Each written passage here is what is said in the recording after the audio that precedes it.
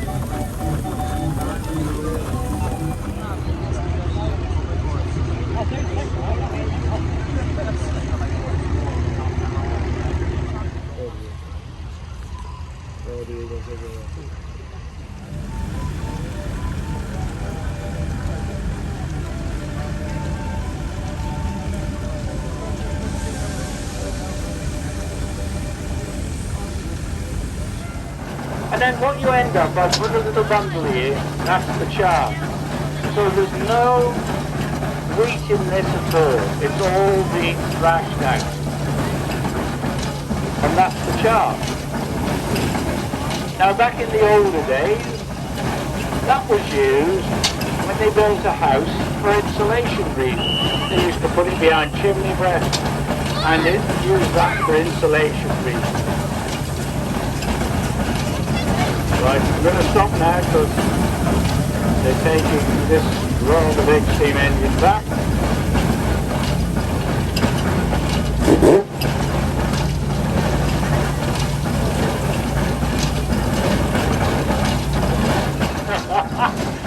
It's a wonder. And it's a William Foster steam engine and it's completely agricultural. So it was always used for this purpose of thrashing. Mainly. Okay, it's 13 tons in weight, doesn't go very fast on the road, but it's for agricultural purposes. It's got a big pulley on the side of it, which drives a big pulley on the side of the thrashing box. Only it's the other side, you can't see that. But what that pulley does, it drives every single pulley on the side of this Ransom thrashing box. Now the Ransom thrashing box is a 1951 thrashing box and it was one of the last they ever made. And that, so it's, in terms of modern, and the reason is, you can see here, it's got pneumatic wheels. So the old ones used to have iron wheels, but this has got pneumatic wheels now and you blow them up. So it's very roadworthy. What you've got here as well is you've got a man on the top, he's called a feeder. And the chap on the trail is putting the shoves up to him, he cuts the string and it goes through in a drum. The drum is doing about 1,000 revolutions a minute. The horse's head, that's called. The horse's head is nodding like that, and it's pushing it down into the chamber.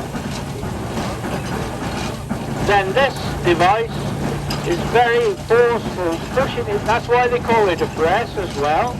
It's pushing it into the bale to consolidate it. So it's very, very, like you're sitting on bales here, and the reason it's very consolidated is because that pushes it into it.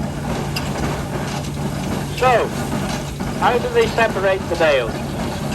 That's called a needle. Not what you would do your sewing with, but that's a needle. And as you can see, it's got two hooks on the needle. They push that through, like he's just done now.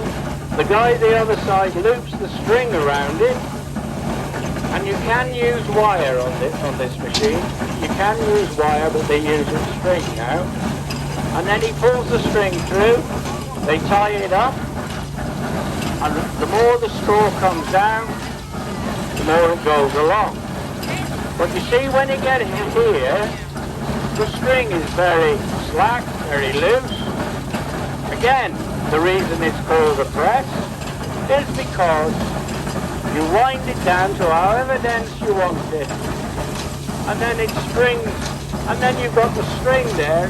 You can play a tune on that. Look at that. It goes from slack to tight very quickly, and that is brilliant. Right, I'm going to talk about the baler now, because it's a very interesting story behind the baler. It was actually manufactured in a, you know Whitchurch? Does everybody know where Whitchurch is? Well, there was a guy in Whitchurch called Smith, and he used to manufacture press balers, right? So he actually made this. Going back a long time now. But this particular baler was sold to Her Majesty's prison, right? Now if you see on here, HMP Moreland in Doncaster. So that baler has spent all its life in a prison. And that is why it is that colour. Because normally they're red or blue, but this one is grey. Because they asked it to be in that particular colour. Then it's identical. See, if the prisoners stole it, they'd know it wasn't. Where's this come from? Well, they will do, won't they? They'll have the sugar out of your tea if you're not watching.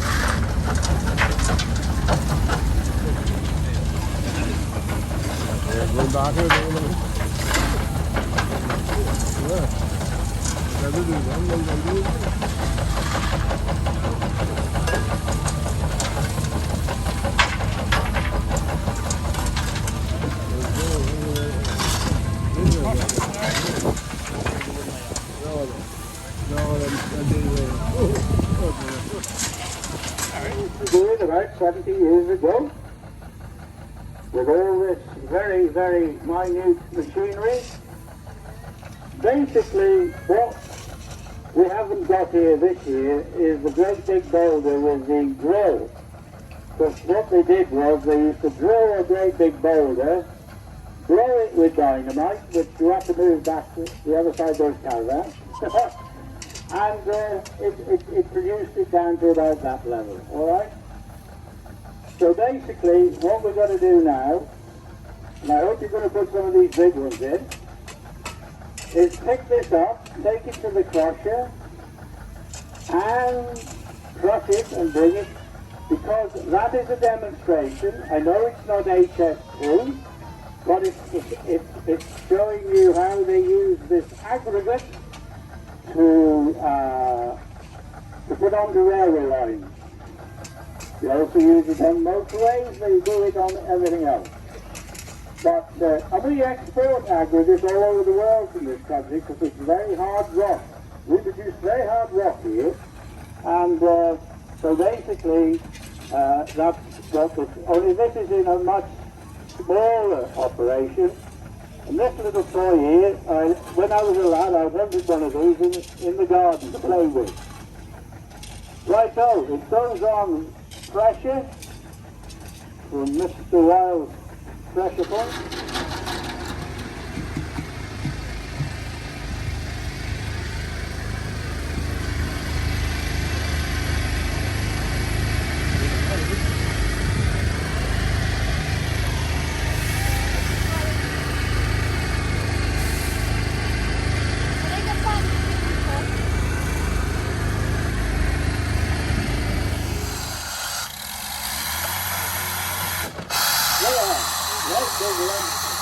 Let's go.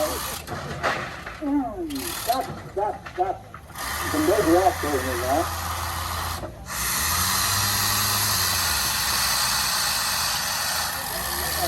Okay, lovely.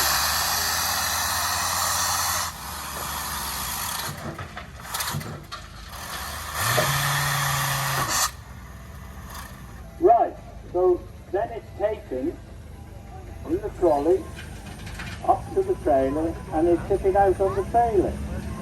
You see that? And then they have to handle it then and shovel it into the crusher. The crusher is run by, because this is a steam on it, it's run by a steam engine, which is a 1937 Ransom Sim. It's a very nice steam engine, Ransom Sim. They also made, as well as just the William Foster. And what I'll tell everybody about William Foster, who designed those steam engines, a very great engineer he was, and if you go up to the cultivating steam up to about where Richard Hammond was seen, he engineered all that equipment where they cultivated the ground, but he died at the age of 46, William Foster. He got thrown off a horse in a hunting accident and developed sepsis, and he was 46 and he died. With a brain like he got to produce steam engines like that. So this is a Ransom driving this outfit, and now you'll see it's crushing it down, that's the crusher on there, and it's crushing it down into slag with a switch guide. That's what he's done in 2 days. You've worked hard in your shovel. Yeah, well, there you go. But that's an example of how you build a railway line.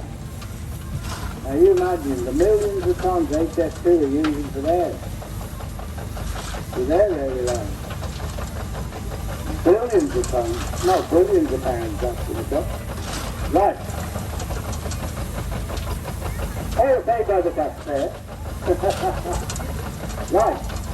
So there we are. You'll come back down here now in a minute.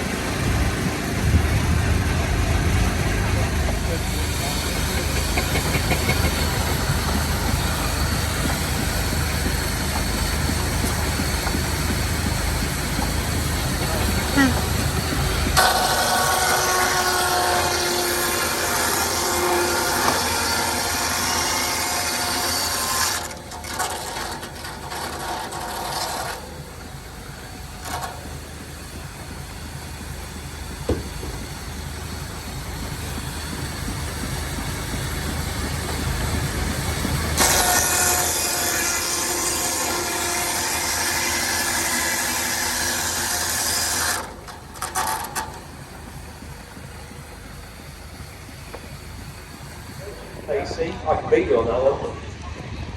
With a canvas top, very nice looking. And then look, the famous Land Rover, one of the early ones, look, in memory of Joe Lawley. Joe Lawley was church looking about that, and he used to have the working field, the store bench and that sort of thing. And we look today, that was probably 15 or 16 grand at the height, wasn't it? Absolutely. Drone. That thing's mine, mate. I know it is, but it's about droning. Play on words, mate. Oh, right. We've had 2 days, so don't Yeah, that was getting worse and worse. And we're coming to the end of the second day. Now, the line up here, if you have a look through it all, and I keep on going on about British industry and how we got the cloth and this sort of thing, and probably British labor as well. And you look at all what we call the derivatives of the Morris and the Austin, the Wolverine, the Landcrab, for instance. It'd be Morris, it'd be Wolverine, it'd be Van der Graaf, wouldn't it? Yeah, that's the old Roots group, isn't it? Yeah. And then we come down to the Vauxhall, a lovely Cresta there, 6-cylinder. Beautiful car, very underestimated, go like hell. A rare car, the only one I've seen here for a long time, an Austin Metropolitan. You know, coupe there. Not a lot of them sold, but there you go, look at that. En een goede stoelmagnet aan. Ja?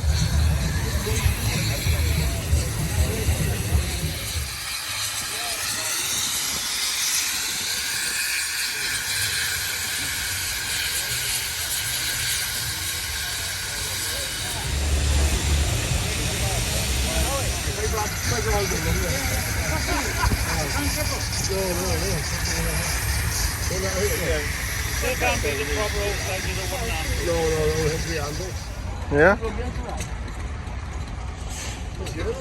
Ja? Ja?